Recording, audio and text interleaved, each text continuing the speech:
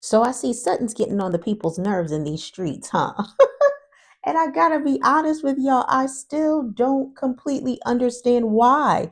Maybe because I haven't had an opportunity to really sit in and listen to what people have to say. I just get the rumblings here or there. But what's the deal, y'all? What's the problem? I mean, I've got my own thoughts about Sutton. So just hear me out if you might, if you may, if you will, please. But what's going on, y'all? It's your girl Taya to be here. Welcome to my chat party.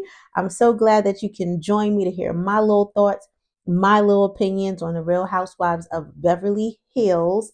If you're coming by my party fashionably late, fashionably early, for a little bit, for a lot of it, I appreciate you so much in advance for taking the time out to do so, and to just rock with me for a little bit because the party's always lit. I don't care what nobody say. It might be starting off a little slow, but you just wait and see. Okay, you just wait and see. The party is just going to continue to get turned and turned and turned. I believe it will. And if you would be so kind to hit the like button, I would truly appreciate that. Or even more so, most importantly, just join the guest list of the party. Hit the subscribe party. Hit the subscribe button. Okay, it's like they say, free. It doesn't cost you anything but a good time and hopefully some good insight and maybe a little back and forth in a respectful way, on just your thoughts and some things you want to impose and impart upon me.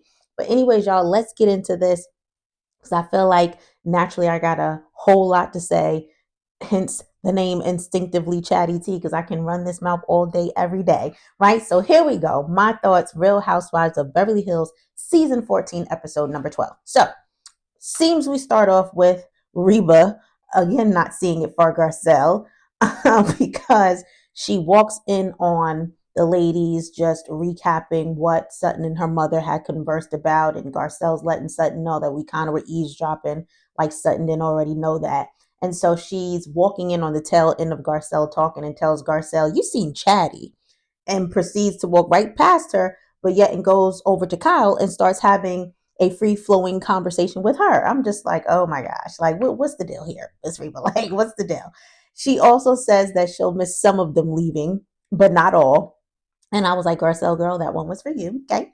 And so there's a whole breakthrough moment yet again because Reba tells Sutton that she loves her. And though everybody laughed it off, I know, all jokes aside, that it was something that was painfully uncomfortable for Miss Reba to say because, again, she's not accustomed to that.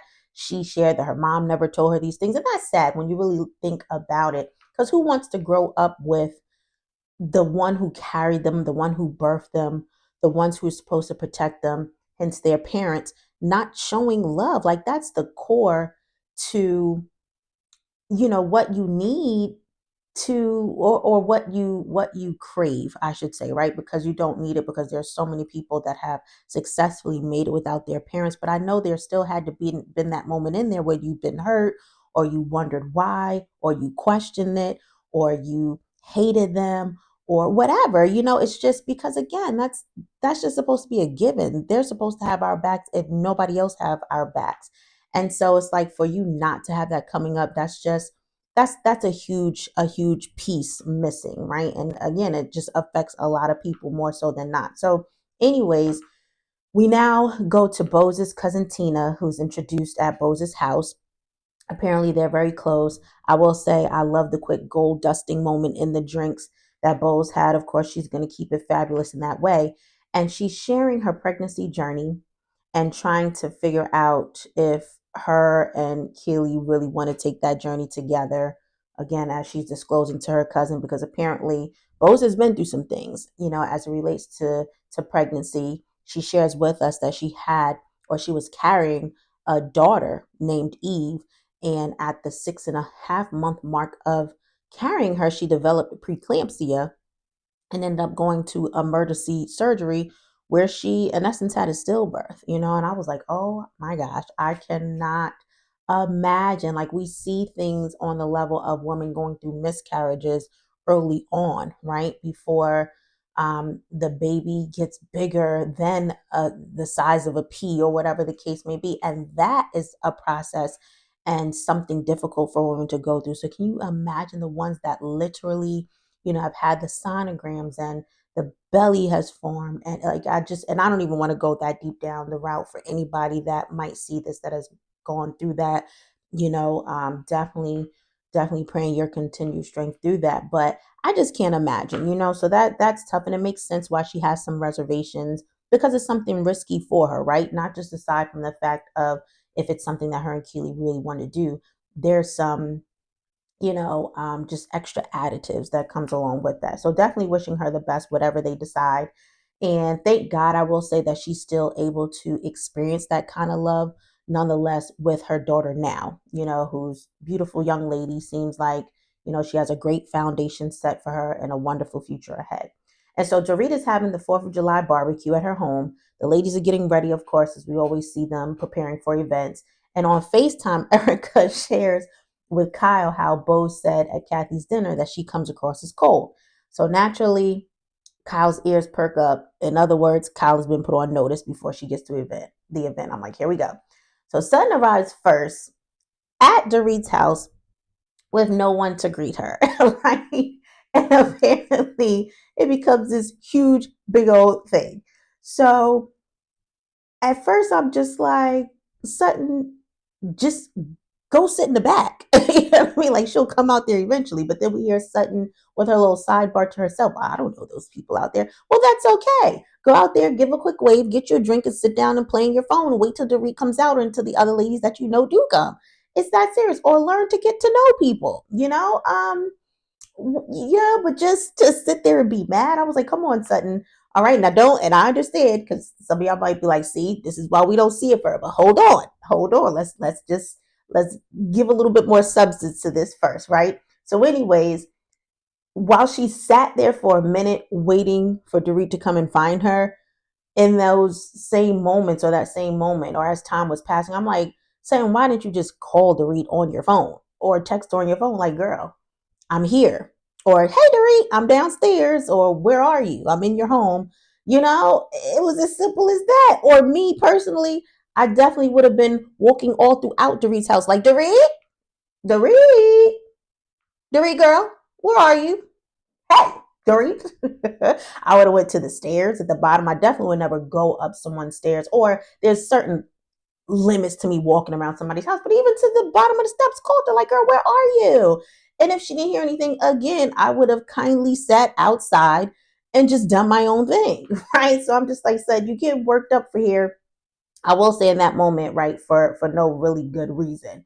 And I will say sidebar, because now Kyle arrives and she's referencing that round table with those pictures of PK and Dorit on it as like a shrine. And I'm with her. I found that to be a little oddly misplaced myself. Like as soon as you walk in, dead smack in the middle, it's right there in your face, especially considering the issues that they're having. Now, I get you don't want to erase the memories of what you had, but it's like, can we just move those somewhere else? Maybe not so much in the forefront with everything that's going on with y'all right now, but hey, whatever, just a suggestion. Kyle ends up calling it a shrine. I'm like, oh, well, you might not read lying there. It looks, it's different. And I will say now, yes, Sutton, Dorit could have, I guess, immediately greeted you, but at the same time, Kyle took her attention away in that moment to talk about the pictures. But as soon as she was done, she did come and hug you and greet you with a hello. So I was saying to myself that Sutton, obviously, which we knew, she totally was on edge from the rip as soon as she got there, before she even got there, right? Because we know that they have issues. I get it to a degree. You're sitting there for a long while, but it's like at this point, let it go. Okay. Now she's appeared. Stop trying to find reasons because that's what it felt like. And so now the bag situation, I'll say, I thought was a little strange as well because Sutton has this cute little bag. I don't know if it's one of the smaller Birkins or whatever. And Dorit ends up snatching it from her, like, you owe me this bag. And they have this awkward back and forth moment. Kyle's even standing there looking like, what the heck is this about? And it seemed at first that Dorit was playing. Then we find out she was actually feeling away from Sutton kind of dismissing her feelings the day of Garcelle's beach party. And so, you know, She says that in her confessional, not directly to Sutton in that moment, but then it seemed to me she was back to joking again. So clearly we know there's truth in jokes, and while it might not be related to a bag, it's definitely related to some ill feelings. And again, these things we already know, right? At the end of the day, Sutton and Dorit still do not see it for each other, no matter how hard they try. I don't know if that's a connection that will ever be at this point, but we'll see what time gives. Now, this will probably be part of a very unpopular opinion, and I'm okay with that. I told you I'm used to being on islands by myself. It's all good. I thrive when I'm by myself.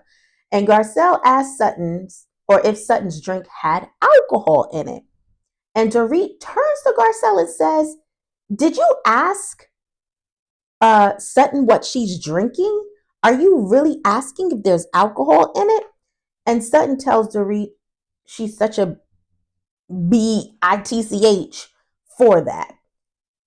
And so in this moment, I will say, because I feel like everybody's just going to go for Sutton's head because they're just not feeling her in this moment. But it's like, let's really, really, really step outside of the who we like, who we don't in this moment. And let's be for real, right? Who started it? Who started it at the end of the day in this moment? Let's just really take a moment to reflect on this moment.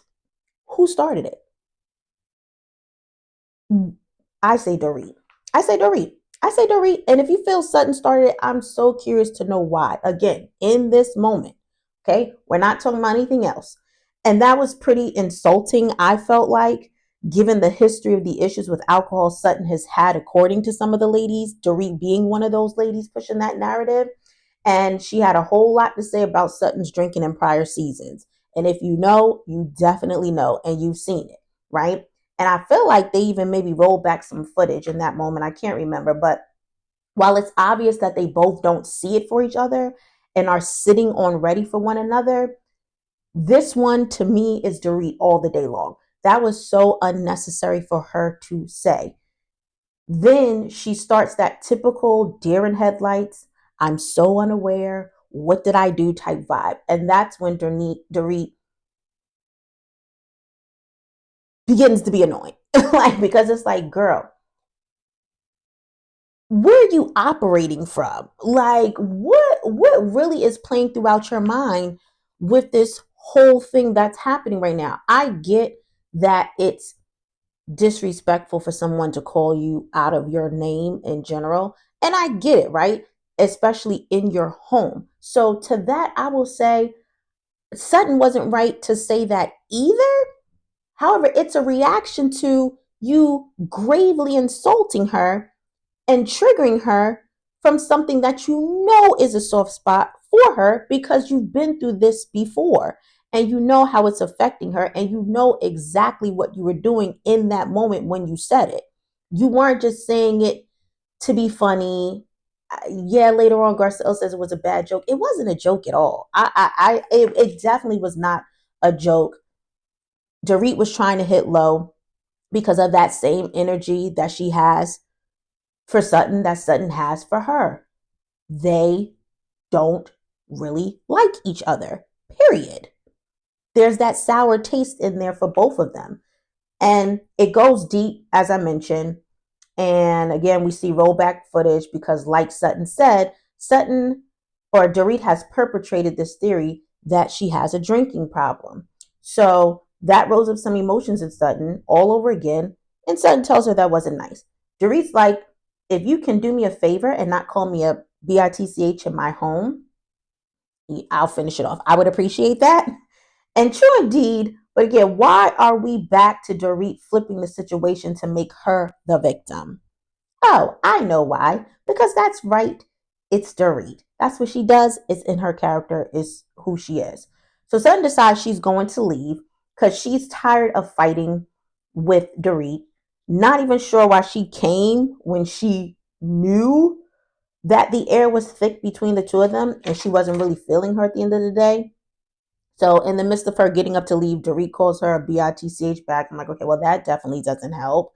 Let's go ahead and continue to get the fuels going and the fire rolling. And so Dorit then says, Kyle and Garcelle are running after Sutton because, once she gets up and leaves, they kind of go behind her.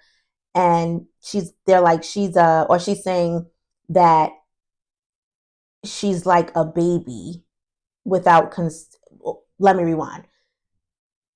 Dorit is saying they're treating Sutton as if she's a baby and they're not having any consideration for her, meaning Dorit, in that moment. So it's almost like, oh, so you're going to leave me sitting here in my own home and she just called me a bee and you're going to go run after her and check on her.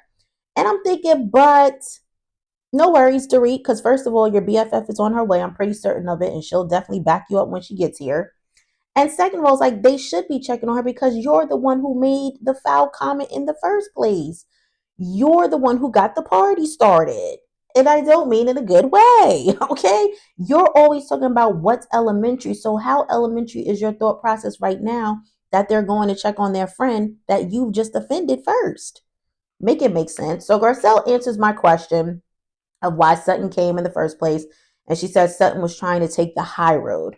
I personally feel like the high road would have been to sit that one out, maybe a couple out that Dorit would invite you to until you were ready to be on that level with her. And it's like, even with that, when would that be? I think that would take a lot of time if that time even ever came. And so Garcelle said it was a bad joke. And I'm with Sutton 1,000%. That was not a joke. That was not a joke.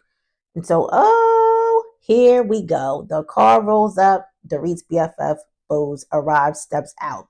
She says in jest, as she's approaching where her people are walking in the house to greet Garcelle and the other ladies that were standing there, "Excuse me, itches," or something like that. And they were just like, girl, no, that is not the word of the day today. Trust and believe. And so, can I say sidebar that Bose's dress was like super duper, uber duper short?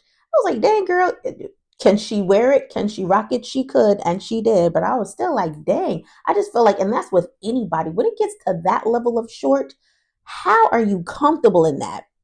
For those of you who rock that and rock it well, or even if you don't rock it well, do y'all really be comfortable and stuff like that? I'm just like, she even had to kind of like bend in certain ways. I mean, obviously, but I'm like, even what? I don't know. I don't know. It just, to me, it gives uncomfortable. But I guess that's what beauty is a lot of time, right? And so now, true to Kyle's point, Sutton was berating her and pissed when Kyle left at Bose's party. Remember when she stormed off? And now she's ready to leave Dorit's party. Excuse me. And I'll still say that I think it was warranted when Kyle walked off, just as I think it's warranted in this situation where Sutton walks off. And I'm thinking, for the sisterhood of it all, to keep it sisterhood, yeah, sure, we could talk about it, but we're just going to talk about it later. We ain't going to talk about it right now. I'm 7:30 hot. I want to get out of here. You just played yourself. What is there to talk about in this moment? Cooler heads prevail, and neither one of us have a cool head. So let's not do this right now. So it's like, are we considering that too? And so Dorit's talking to Kyle, missing the whole point again that she was wrong, like she always does. And she's saying she wasn't the one who brought it up last year.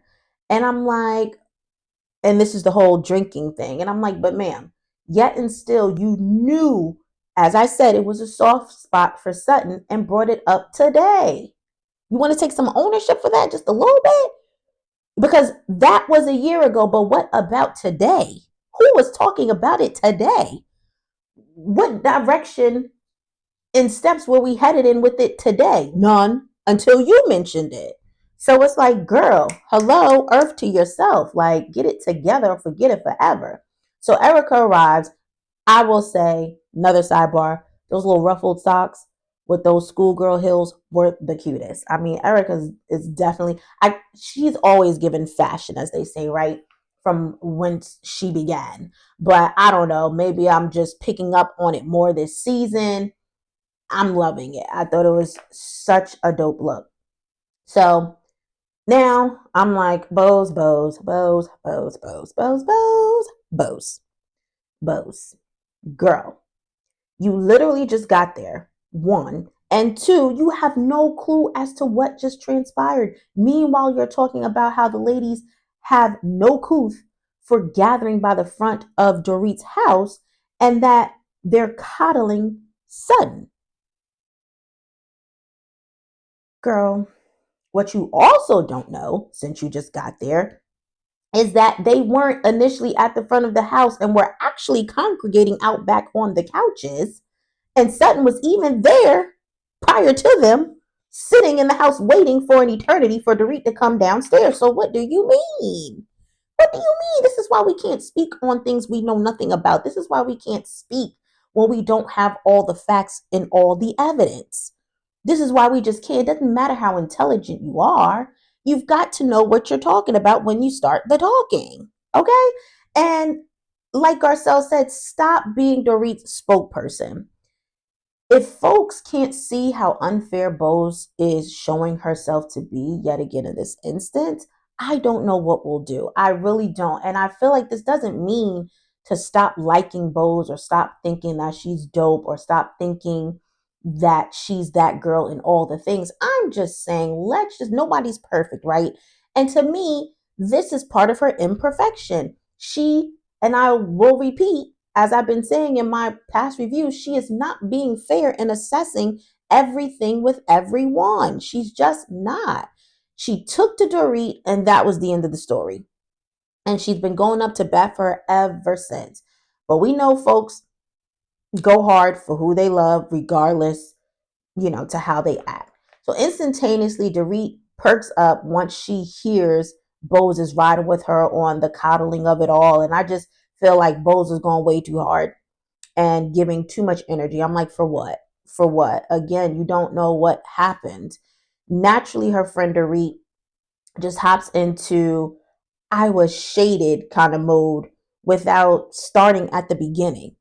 As I say too, I've said before, that's what folks tend to do all the time. Always want to start in the middle, but never at the beginning. And typically the beginning is where their part comes in. How convenient. So Sutton leaves, not without throwing shade in her confessional first, because she was saying something to the tune of, you know, what did Sutton say, y'all?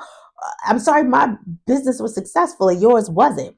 I'm sorry that my marriage worked out smoothly and yours isn't or didn't. I'm like, okay, not nice things to say either. At least she's saying it in a confessional and not to her face. Now, would Sutton say it to her face? Yes, we know she would. I guess she didn't think quick enough in the moment to do it, and that definitely would have made things worse. So I'm glad she wasn't having that on her membrane in that instance. But I'm like, okay, Sutton, that's not nice either. Okay, still not enough to make you get on my nerves like everybody else, but it's not nice. So the remaining girls gather back in the backyard, and Bose asks about the girl, I guess, leaving. And I'm like, see, that's not even appropriate. Why are you calling this grown woman with long money and accomplishments and kids and all the things? Why are you calling her that girl? And so Garcelle says she left, and Erica asks why. And Garcelle says because she doesn't feel welcomed here. So Dorit says she was called a bee in her home, again, starting from the middle. Garcelle brings her to reality and says, because you led the charge with the drink talk. And I'm like, ding, ding, ding, ding, ding.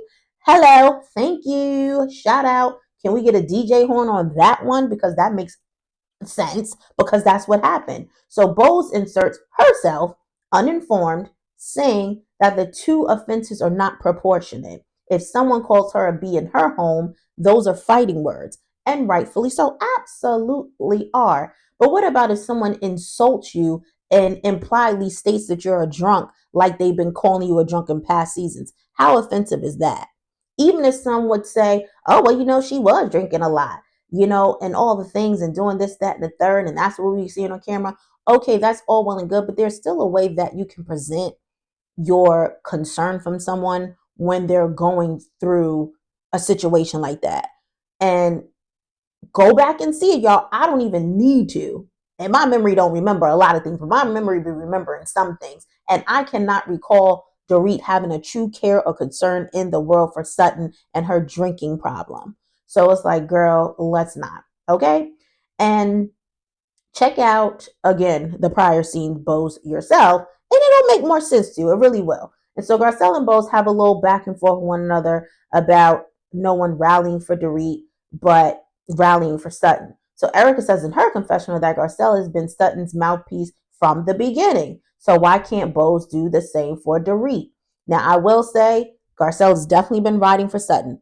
But I feel like because to the core of them, they built a real relationship with one another since the beginning of time. They finessed it. We know too that what Garcelle and Sutton have is very real. Not to say that what Bose and Dorit has isn't, but Dorit just got here.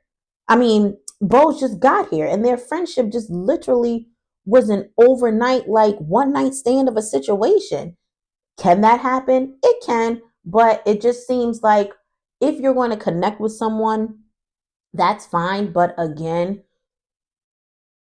be a good friend and keep it a bean. You know what I'm saying? Like, don't go up for your friend when she's wrong, or don't go up for your friend when you don't have all the facts. Like, just let's not do that. And so, um, I also feel like a difference too with Garcelle and Sutton is that Garcelle doesn't defend Sutton when she's wrong. Like if Garcelle is backing Sutton up, even if everybody else feels like Sutton's wrong, that's because that's what Garcelle truly believes. But I've definitely seen moments where Garcelle was kind of like Sutton no, or it's kind of fallen back and not spoken up for moments, or Sutton in moments that just weren't appropriate or that weren't necessary. So that's the difference too. Garcelle knows how to make the distinctions of when she should speak up for her friend and when she didn't. Has she done it enough from what we've seen in the past? Absolutely. But I feel like 9 times out of 10, it was warranted, and it would make sense for somebody to have your back, especially somebody that has gotten to know you. We're not just filming friends. We're not just friends when the cameras are on. Like Garcelle and Sutton are true to the core friends who love each other, who are there for each other 365 days a year. Anyways, so I'm with Garcelle, and that's that Bose comes across as very one-sided. And I understand you connect with who you connect with, but again, be fair in the process. So now Garcelle brings Kyle and Bose's issue into the mix, and Kyle mentions the cold reference that Bose had made to Kathy. So Bose said she's had deep conversations with everyone but Kyle, and that made Kyle seem distant. Bose says Kyle hasn't opened up about anything, and I'm like, yes, she has. Flashback to Kyle sitting on Bose's bed expressing her feelings of Dorit. And she also shared, remember, Bose, that whole moment of how Dorit was all sniffled and snuggled up on Mauricio's back. Like, do you remember that? I feel like that's deep conversation. That's not talking about, what we're going to do for lunch tomorrow or keeping it very surface level. Like, that's personal information. And I think that was open enough. And so Kyle and Bose have also just kind of a ping pong with one another. And while I agree that Bose is not a woman who's led, like she said, I do also believe, like Kyle mentioned, that she is biased. I just do. This whole scene to me was just annoying of the different back and forths, because it's like we're not defending the things that make sense, and we're trying to make things look good and polished where it shouldn't be giving that. Just say, yo, because this is my girl. I connect with her. I ride for her. I don't really see it for y'all like that. And that's that on that. Like, there's no way to clean that up. And so Dorit now interjects that she doesn't even know what's going on with Kyle right now. And Dorit, you don't know what's going on with Kyle for the millionth time right now, because y'all also have not been seeing it for each other, and you have not been connected on that level. Y'all have been having issues. I don't get why she doesn't understand that either. You've even had and been expressing since the beginning of the season your own personal issues with Kyle and how she hasn't been a good friend, and you're pretty much on this takeover kick of shutting her down and not being with the Craps anymore. So what are you talking about? I'm just like, girl, what? What? And what? And then this whole text gate of a situation that you weren't feeling. Like, what are we talking about here? Like, are we just going to forget about all those things that play a role into why she's probably not sharing her personals with you, because she doesn't feel close to you and you don't feel close to her? But okay, I mean, I guess. And so Kyle says that, excuse me, she backs up everything that Bo says, and she's so far up her butt that it's gross. Well, if the shoe fits. And doesn't this also piggyback with and sit on one accord with Garcelle's statement to Bose a couple of episodes back when Bose was like, Dorit is an embryo in your toot. Oh, yeah, I remember that. And I loved Kyle's impression of Dorit backing Bose up, like, I was like, Kyle, why, Kyle? I definitely had to rewind that a few times, might go back to it. And I just feel Dorit is so sensitively delusional because now she's like, Kyle, will you stop screaming? Stop screaming. And even Garcelle was like, she's not screaming and wasn't. I'm like, girl, do you know the difference? What Kyle is doing, she's talking with passion. She is. Is she a little more active than probably the normal level? But yes, screaming is, oh, and Dorit, da, da, da, da, da. Like, what are you saying? Like, do you not get it? Like, that's screaming. Okay. And that's not even really screaming. And I just don't want to really give those octaves in your ear. But I'm just like, girl, her conversation was a little heightened, but it was still doable. All you had to do was tell her to bring it down a little bit, but there was no screaming. That's why I'm like, what really processes in Dorit's head? What does she really see that she then returns to her stimuli to break down as information? Because it just seems all the way off, in my opinion, but I guess. And so Dorit is just exhausting as far as I'm concerned. But Kyle and Dorit, they hug it out yet again. That's what they do. So now Dorit takes Kyle inside. They go upstairs, and Kyle's just getting to see just what Dorit has had going on, just the clutter of it all, which is very indicative of where she's at right now with her emotions and just her life in general. And they have one-on-one girl talk, whether or not Kyle wants to be back together with Mauricio. And long story short, she's just trying to do her own thing right now. And if any of the ladies should be having each other's back, like, I feel like forget everybody else right now, even the ones who I love and adore. If anyone else should be having each other's back, it should be these two. It should be these two. Dorit somewhat even confirms that in her confessional when she says she misses Kyle and it feels like old times. Yes. And these are the times you guys need one another.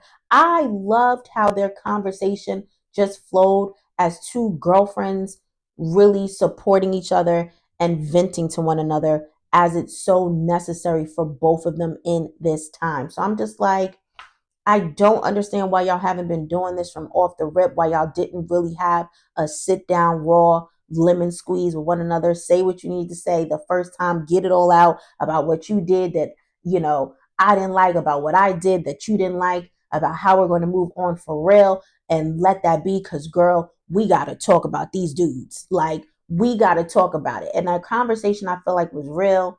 And I feel like, too, for the lonely that Kyle is feeling, being in that big house right now. And yes, Dorit has her small kids, but still, you need your time as an adult woman.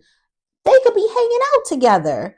They could be having popcorn nights together and pizza nights. They could be calling each other like, girl, I am so bored. I don't know what to do. Can you come over? Or they could be on the phone crying like, girl, I need you right now. Like, let's go out to dinner.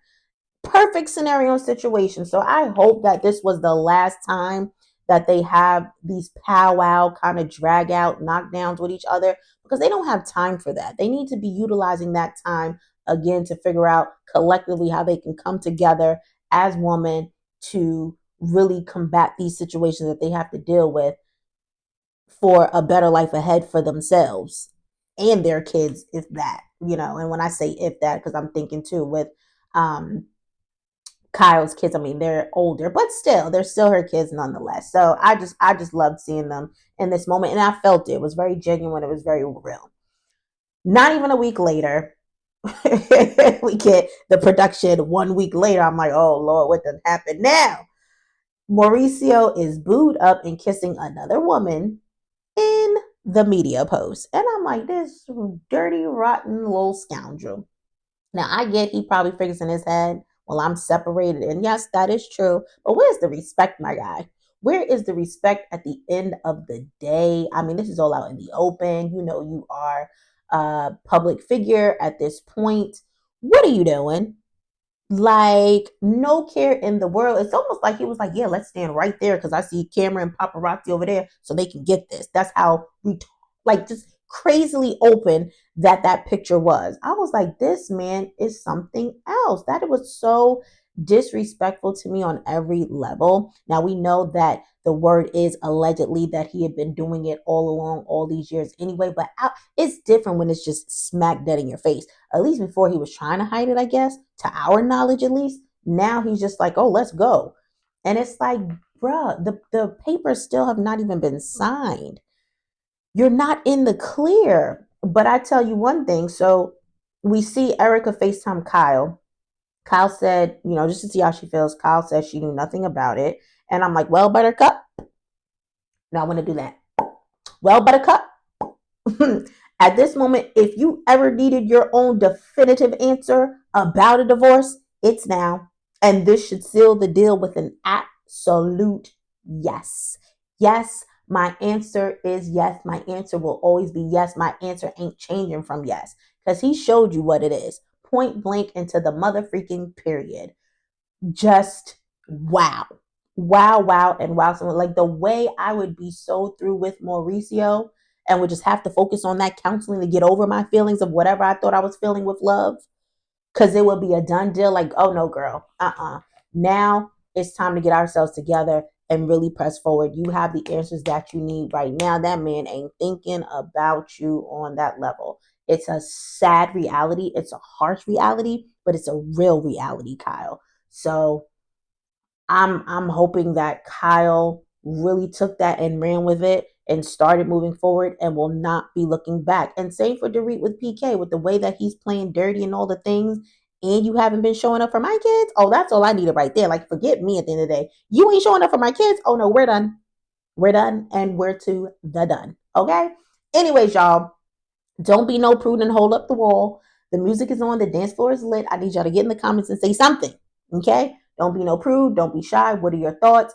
Let me know that you feel like, girl, you better hop on the bandwagon. I'm not seeing it for Sutton, which I can't do that without some good evidence. But I want to know why Sutton is getting on y'all nerves so much. Like, what did she do in this episode that was so wrong? Again, was it cool for her to call Dorit a ITCH in her home? It wasn't. But do we understand why it happened?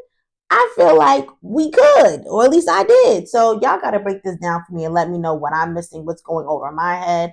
Maybe I'm my own version of Dorit, that I process things in a very weird way and it's totally not what's happening. I don't know. Y'all let me know. But at the end of the day, I hope that this video finds you in good spirits. And if you weren't in good spirits, I hope somehow put a little bit of a smile on your face. Y'all know I will and shall return. At the end of the day, I'm so grateful for just the small amount of you who gather to just join the party and check me out. Mwah. Thank you to you guys who have hit the like button for sure. Again, from the bottom of my heart. So because of y'all, again, it ain't about the quantity, it's about the quality. I'm so glad that you stopped through anyhow. So because of that, for y'all, I'm gonna come back and do it again next week regardless. Okay, I'm gonna come back. And so with that being said, y'all know what I need y'all to do until I return. Y'all stay up, y'all stay blessed, and I'm out. Peace.